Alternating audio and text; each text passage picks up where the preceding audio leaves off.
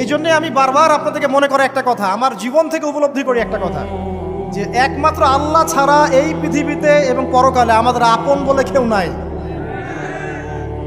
বাকি সবাই সবার স্বার্থের জন্য আছে।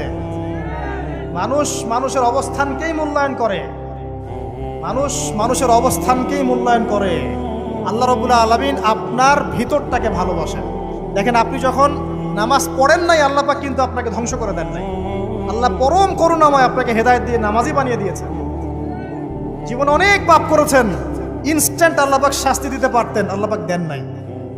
আল্লাহ আপনাকে ভালোবাসেন, আল্লাহ আমাকে ভালোবাসেন। আল্লাহ পাকের এই ভালোবাসার ঋণটা শোধ করার জন্য হলেও নামাজি হয়ে যান, আল্লাহর পথে ফিরে আসেন, দিনের জন্য কিছু করেন, দিনের ফিকির করেন, পড়াশোনা করেন। প্রিয় ভাইরা, আল্লাহ পাক তৌফিক দান করুন।